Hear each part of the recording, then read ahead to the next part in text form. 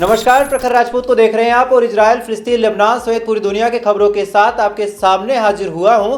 और आज इस वीडियो में आपको बताएंगे कि कैसे इजराइल लगातार ईरान के ऊपर हमला कर तो रहा, लेकिन इस बार जब दोबारा इजराइल ने हमला किया तो क्या कामयाबी मिली या फिर इजराइल बुरी तरीके से जलील हो गया। वहीं आज नेतन्याहू ने प्रेस कॉन्फ्रेंस करके कौन सा बड़ा ऐलान किया, इसके बारे में भी आपको बताएंगे। और साथ ही डोनाल्ड ट्रंप ने अमेरिका के ऊपर दबाव बनाते हुए कौन से अहम वादों पे साइन करवाने की कोशिश की, ये भी आपको पता चलेगा। और साथ ही हम आपको बताएंगे कि रशिया क्या ईरान के साथ खड़ा होगा या फिर बस अमेरिका के दबाव में रशिया ईरान का साथ छोड़ देगा।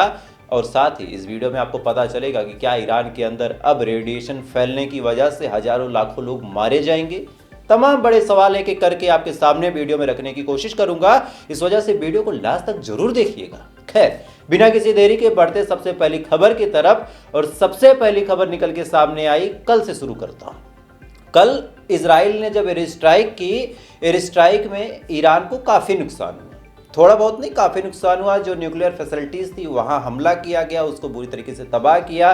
दो साइंसदान जो वैज्ञानिक थे, जो न्यूक्लियर वेपन बनाने की कोशिश कर रहे थे, उनको भी मार दिया गया। और साथ ही जो ईरान की आर्मी के चीफ थे उनको भी शहीद कर दिया गया। और साथ ही अलग अलग जगहों पे बम गिराए, कितने लोग मारे गए अभी इसके बारे में कुछ कंफर्म डिटेल निकल के सामने नहीं आई। इसके बाद फौरन ईरान ने कसम खाई कि हम बदला लेंगे। ईरान ने भी ड्रोन भेजे।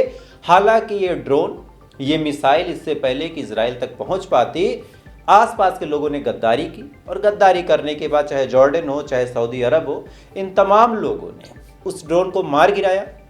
इजराइल को अलर्ट भेज दिया कि ड्रोन से हमला हो रहा है, तो इजराइल ने भी मार गिराया और इजराइल को कोई खास नुकसान नहीं हुआ। लेकिन हाँ, इजराइल ने दो चीजें की। सबसे पहले जितनी इंटरनेशनल नेशनल फ्लाइट्स थी उनको रद्द कर दिया गया, यानी अब कोई भी जहाज ना हवा में जाएगा ना ही दूसरे देश जाएगा। एयरपोर्ट पूरी तरीके से बंद रहेगा। और साथ ही जितने लोग थे उनसे कहा गया कि आप बंकरों के आसपास रहे, चूंकि ईरान पलटवार करेगा और यह पलटवार हर बार संभव नहीं होगा कि हम हवा में ही मार गिराएं। इसके बाद क्या होता है कि नेतन्याहू ने प्रेस कॉन्फ्रेंस की। प्रेस कॉन्फ्रेंस करके जो जो जानकारियां नेतन्याहू ने दी, ये जानकारियां बड़ी अहम थी। दरअसल नेतन्याहू ने अपने प्रेस कॉन्फ्रेंस में कहा कि हमने 6 महीने पहले ही ये तमाम चीजें प्लान कर ली थी। और आपको याद होगा, लगातार एक हफ्ते से मैं गला फाड़ फाड़ के चीख रहा था कि कुछ दिन 22 तारीख से पहले ही इजराइल एयर स्ट्राइक करेगा ही करेगा। कई सारे लोग मुझे नीचे कमेंट कर रहे थे कि अरे सब धमकी है, सब दिखावा, ऐसे एयर स्ट्राइक नहीं करेगा, ऐसे हमला नहीं करेगा। उस टाइम में कह रहा था कि भैया करेगा। जियोपॉलिटिक्स यही कहती है कि हमला करने का इजराइल के पास सबसे सही मौका यही है। और इजराइल ने इस चीज को अच्छे से बुनाया, फायदा उठाया, हमला किया। हमला करने के बाद बुरी तरीके से ईरान को चोट पहुंचाया। इसके बाद नेतन्याहू ने प्रेस कॉन्फ्रेंस करके बताया कि हाँ, हमारा हमला कारगर हुआ। इधर जो कुछ हमला इधर से हुआ था, यानी ईरान के साइड से, उसको इंटरसेप्ट किया। उसका वीडियो भी इजराइल ने रिलीज किया। पहले आप थोड़ा सा वीडियो भी देख लीजिए और हमले का भी वीडियो देख लीजिए, फिर आपको आगे खबर बताता हूँ।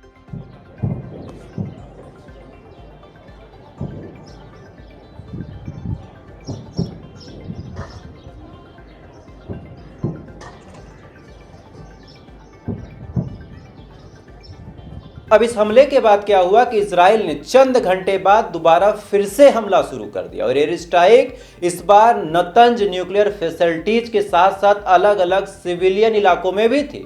नतंज एक ऐसी न्यूक्लियर फैसिलिटी है ईरान की जहां पे न्यूक्लियर वेपन लगभग बन के तैयार है। इसको भी कंप्लीटली डिस्ट्रॉय करने का काम IDF, IAF और मोसाद के एजेंटों ने किया। लेकिन अब यहाँ पे बड़ा सवाल ये निकल के सामने आता है कि अगर यहाँ पे हमला हुआ है और यहाँ पे अगर न्यूक्लियर वेपन एस्टेब्लिश है, वहाँ पे अगर मौजूद है, तो क्या अब वहाँ पे रेडिएशन फैलेगा? चूंकि हम सभी जानते हैं कि न्यूक्लियर साइट पे हमला करने का मतलब बड़ा साफ है कि अगर न्यूक्लियर साइट पे हमला हुआ है, वो साइट की जो दीवारें हैं वो ब्रेक हुई हैं, तो रेडिएशन फैलेगा। जैसे आपको याद होगा कि भारत की तरफ से जब पाकिस्तान के ऊपर ऑपरेशन सिंदूर लॉन्च किया गया था, उस टाइम एक संदिग्ध जगह पे जब ये कयास लगाया गया कि यहाँ पे न्यूक्लियर फैसिलिटीज पे हमला कर दिया भारत ने, तो अमेरिका से बाकायदा एक प्लेन आता है, वहाँ की हवा में जांच पड़ताल करता है और फिर सर्टिफिकेट देता है कि नहीं, यहाँ पे कोई न्यूक्लियर फैसिलिटी पे हमला नहीं हुआ है, यहाँ पे कोई रेडिएशन नहीं फैला। लेकिन दिक्कत की बात यह है कि ईरान के न्यूक्लियर फैसिलिटीज पे सीधा हमला किया गया। ईरान भी ये बात मान रहा, इजराइल भी ये बात मान रहा। तो फिर बड़ा सवाल ये है कि क्या रेडिएशन फैलेगा, फैल रहा है तो रोकेगा कौन? क्योंकि जितने न्यूक्लियर फैसिलिटीज वाले नेशन हैं सब के सब ईरान से किनारा काट लिए हैं। अमेरिका इन्वॉल्व नहीं होगा, रशिया ने कुछ खास बोला नहीं, साथ ही चाइना का अभी तक कुछ मुंह खुला नहीं। एक न्यूक्लियर फैसिलिटीज वाला पाकिस्तान है, वो कुछ बोलता ही नहीं है। भारत से कोई मतलब नहीं है, भारत अपने ही आप में परेशान है, उसके ऊपर इतनी बड़ी कैजुअल्टी हुई है अहमदाबाद में, वो पहले उसको देखेगा। और कौन खुल के निकल के सामने आएगा? आप सोचिए, कोई नहीं आएगा। और यही हाल है कि ईरान आज अकेला पड़ गया।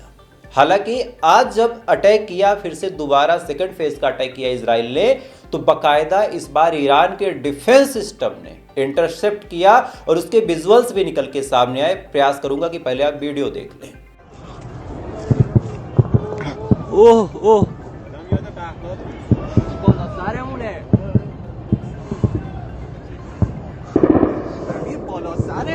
इस बार का हमला जो कुछ किया ईरान के ऊपर इजराइल ने, ये पूरी तरीके से फेल रहा। हाँ, कहीं कहीं पे कुछ धुएं उठते दिखाई दी, कहीं कहीं पे कुछ और चीजें दिखाई दी, और कहीं कहीं पे ऐसा हुआ कि हाँ, ऐसा लगा कि थोड़ी बहुत कैजुअल्टी हुई है। लेकिन सेकंड फेज का जो एयर स्ट्राइक था, इसको ईरान ने कंप्लीटली डिस्ट्रॉय कर दिया। लेकिन पहले फेज में काफी नुकसान हुआ है। हालांकि इस नुकसान के बाद इस समय ईरान के नए आर्मी चीफ जो मोहम्मद पकपोर, इन्होंने बयान देते हुए कहा कि अब आने वाले टाइम में इजराइल के लिए नर्क के दरवाजे, गेट्स ऑफ हेल, इन्होंने अंग्रेजी का एक शब्द इस्तेमाल किया है, गेट्स ऑफ हेल, हिंदी में इसका मतलब होता है नर्क के जहन्नुम के दरवाजे ईरान खोल देगा। लेकिन अब सवाल उठता है, और ये सवाल काफी गंभीरता के साथ पूछा जाना चाहिए कि ईरान ऐसा करेगा कैसे? अकेले लड़ाई अगर ईरान और इजराइल की होती तब हम मान सकते थे कि ईरान कुछ करेगा। लेकिन जब जब ईरान कुछ करने की कोशिश करता है, बीच में ये जो मुस्लिम नेशन पड़ते हैं ना, चाहे जॉर्डन, चाहे सऊदी अरब, चाहे और भी जो आसपास है, तुर्की भी लाजमी है, तुर्की भी, कतर भी, ये सब ईरान के खिलाफ खड़े हो जाते हैं। आज ड्रोन लॉन्च किया, सबसे पहले ड्रोन को मारने वाला अगर कोई था तो जॉर्डन था। जॉर्डन ने कहा कि भाई हमारे एयर स्पेस के ऊपर से जा रहा, हमें थ्रेट है, हम मार देंगे। तो आप सोचिए, यही जॉर्डन जब इजराइल अपना प्लेन लेके आता है, फाइटर जेट लेके आता है, तब कुछ नहीं कहता, लेकिन इधर बोल दिया, तो फिर कैसे मान ले? वहीं आज सऊदी ने भी गजब दोहरा रवैया अपनाया। एक तरफ ईरान का साथ भी नहीं दे रहा, दूसरी तरफ अभी यूएन में 2 नेशन पॉलिसी को लेके मीटिंग होनी है। इस 2 नेशन पॉलिसी में यह डिसाइड किया जाएगा कि क्या गजा और फिलिस्तीन और इजराइल का भविष्य संवारा जाए, सारे कंट्रीज मिलकर जबरदस्ती सीज फायर करवा दे। उसमें क्या कर रहा है? ये शिरकत करने की बात कर रहा है। इजराइल दबाव बना रहा, कह रहा है कि भाई तुम शिरकत मत करो, यहाँ पे हम खुद से हैंडल करेंगे।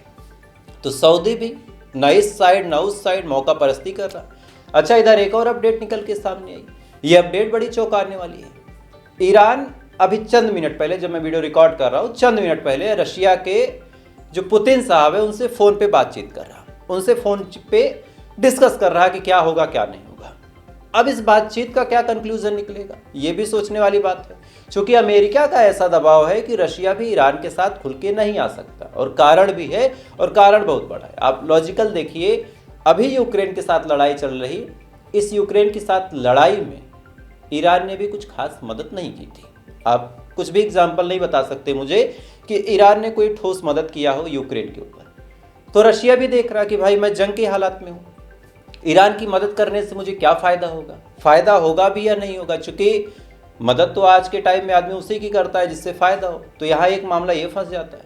दूसरा मामला ये है, अभी रिपोर्ट निकल के सामने आई कि डोनाल्ड ट्रंप ने फिर से बातचीत की और कहा कि आपके पास आखिरी मौका है, हम आपको अल्टीमेटम देते हैं कि आप हमें यानी अमेरिका से बातचीत करें, और जो डील हमने करने की कोशिश की है, जो प्रपोजल हमने रखा है यूरेनियम इंक्रोचमेंट को लेके, यानी यूरेनियम की खुदाई को लेके, उस पर आप साइन कर दें।